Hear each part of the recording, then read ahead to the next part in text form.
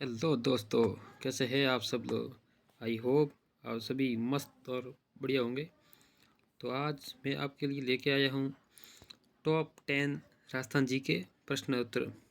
इसमें अपन जो गत पिछले वर्ष के जो भी पेपर हुए ना, उन्हीं में से अपन कुछ प्रश्न लेके आए हैं और देखते हैं, चलते हैं किस प्रकार के प्रश्न है ये। तो ये आपके कोई भी एग्ज़ाम की आप तैयारी करें तो उसके लिए बहुत ही इंपॉर्टेंट है।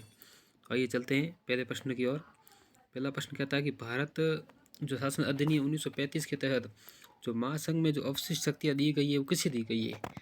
तो इसके अंदर चार ऑप्शन दिए रखे हैं। तो पहला है गवर्नर जनरल, संघीय विधायिका, प्रांतीय विधानमंडल और प्रांतीय गवर्नर।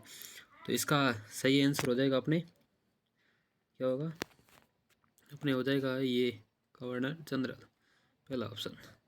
चलते हैं दूसरे प्रश्न की ओर। भारत सरकार अधिनियम 1919 के तहत भारतीय जनसंख्या के किस वर्ग को वोट देने का अधिकार दिया गया है। तो आपने यदि अधिनियम पढ़ा है तो आप इस आंसर का प्रश्न का उत्तर मतलब ज़रूर जानते होंगे।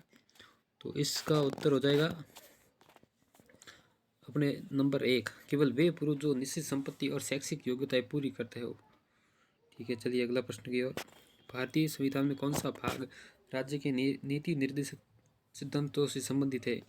तो ये तो हर बच्चे को मतलब छोटी सी क्लास में उनको पढ़ाया जाता है। जब वो 10th लेवल अपर पार कर चुके होते उसके बाद उनको पढ़ाया जाता है। ये तो बहुत ही मतलब सिंपल प्रश्न है, भाग 4 के अंतर्गत। और इसमें जो ये नीति निर्देशक तत्व है ये तो आयरलैंड से लिए गए, ये तो सबको पता है। आइए अगले प्रश्न की ओर चलते हैं। अगला प्रश्न है, भारत में राष्ट्रपति के निर्वाचन के लिए कौन सी पद्धति अपनाई गई है। बहुत ही बढ़िया और अच्छा प्रश्न है। तो इसमें जो पद्धति अपनाई गई है वो कौन सी है, अप्रत्यक्ष निर्वाचन। अपन चलते हैं पांचवें प्रश्न की ओर कि संविधान सभा के जो सदस्यों में निम्न में से किसने प्रत्यक्ष रूप से निर्वाचन किया है। बढ़िया प्रश्न है, बहुत ही बढ़िया प्रश्न है। और इसका आंसर हो जाएगा प्रांतों की विधानमंडल ने। अगला प्रश्न के ऊपर आते हैं।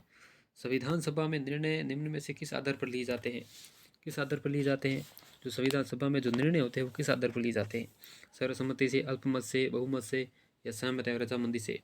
तो इसका आंसर है जो पहला हो जाएगा, सहमति और रजामंदी से। अगला प्रश्न के चलते हैं, सातवां प्रश्न। किस ऐतिहासिक दिन भारत और चीन के बीच पंचशील समझौते पर हस्ताक्षर हुए।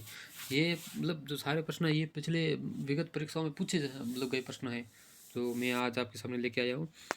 तो कब हुआ था, मतलब पंचशील समझौता कब हुआ था, उनके ऊपर हस्ताक्षर। तो 29 अप्रैल 54, 23 अप्रैल 54, 30 अप्रैल 54 और 27 अप्रैल 1954।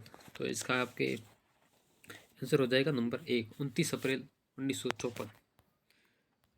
आठवें की ओर चलते हैं।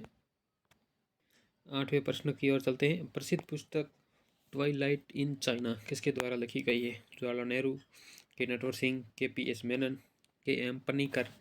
तो इसका अपने राइट आंसर हो जाएगा के पी एस मेनन। नौवां प्रश्न की ओर चलते हैं। नौवां प्रश्न ये रहा आपके सामने। संयुक्त राष्ट्र की अध्यक्ष बनने वाली पहली महिला थी, कौन थी। विजयलक्ष्मी पंडित, एनी बिसेंट, अरुण आसफअली या सरोजनी नायडू। इसका राइट आंसर हो जाएगा अपने नंबर 1, विजयलक्ष्मी पंडित। लोकसभा का नेता कौन होता है। लोकसभा का नेता लोकसभा अध्यक्ष होता है, उपराष्ट्रपति होता है, राष्ट्रपति होता है या फिर प्रधानमंत्री। तो इसका भी राइट आंसर हो जाएगा नंबर 4, प्रधानमंत्री। तो इसी के साथ अपनी क्लास का यही समापन कर देते हैं। तो अगली क्लास अपन नेक्स्ट दिन अगले दिन आएगी। तो अच्छा चलते हैं।